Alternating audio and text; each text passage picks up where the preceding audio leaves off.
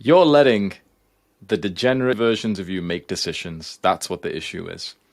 What you need to do is what I've learned from this entrepreneur, like biohacker called Brian Johnson.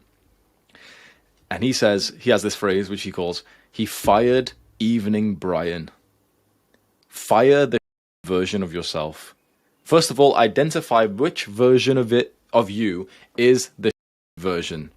Is it horny Hamza?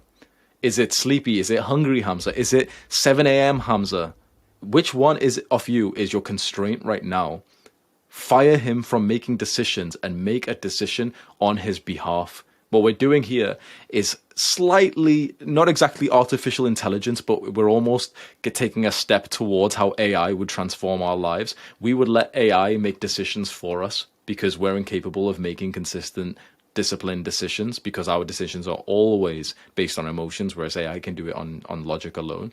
What we need to do is, in our most unemotional, stoic, logical times, like let's say here, chances are we're not going to be too emotional when we're talking about this and we're quite vigilant. Right here, right now, you could make a vow to first realize which version of you is causing the biggest problems of your life. And then to make a vow and visualize and to set reminders that that version of you should no longer make any decisions. For Brian Johnson, it was evening Brian. He'd work really, really hard. He's a billionaire, by the way. So you don't, like I always say this, every time I'm speaking about a billionaire, I always put some respect to their name. You can become a millionaire and still be a dumbass. You can get lucky. You cannot be a lucky billionaire. It's impossible. Billionaire is literally not about luck or anything like that. It's like, this is a real G. If anyone's ever made $1 billion before, you know that like this is someone who's actually mastered the game of wealth. So we should respect what they say. He said he fired evening Brian so that evening Brian can't make any decisions because he would have a fantastic day. He'd follow his diet. He'd follow his training program, his work. He'd spend time with his kids. And then it'd get to about 7 p.m., 8 p.m., 9 p.m. Evening Brian would want a cheat day. He'd want to stay up late. And that was ruining his life. Exact same thing for me. For me, for example, a few years ago, it would have been after work Hamza, who wanted to smoke weed, order food, and do whatever. If you let that shitty version of you make decisions, he will run you to the ground and he will reverse all of the good decisions that the other versions of you have made. But in this weird, like, psychological hack, you can start to say that that version of you can no longer make decisions. Now, what you need to do is to make a decision for it right now because, you know, there's things that need to happen at that time. So let's use your example.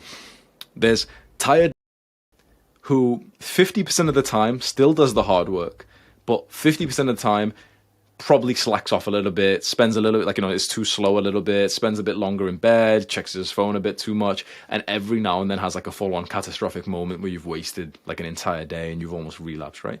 That is tired.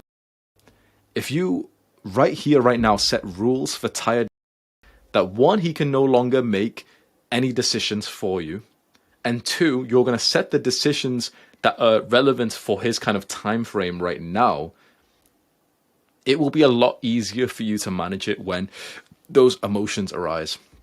Tired pops up when, let's say, it's after school. Let's make it nice and easy. Every single day after school, you're in tired mode. Right here, you would set a rule that tired doesn't get to make any decisions, and instead, tired will always do X, whatever's supposed to be on the routine. You need to start to split your mind and realize that the thoughts in your mind are actually not always on your side. Because we know this, right? In fact, most of the time, your thoughts are not in your best interest. If they were, you would have never watched porn. But you watched porn 1,000 times, which means that your brain's actually stupid. It's hurting you. It has hurt you thousands of times, right? You've made the bad decision probably 10,000 times. So your mind's probably not actually good for you. So in a time of like clarity, speaking with logic, with no emotions, start to set these rules, principles, guidelines, and decisions for the other parts of your life, especially where you know that you're going to be emotional.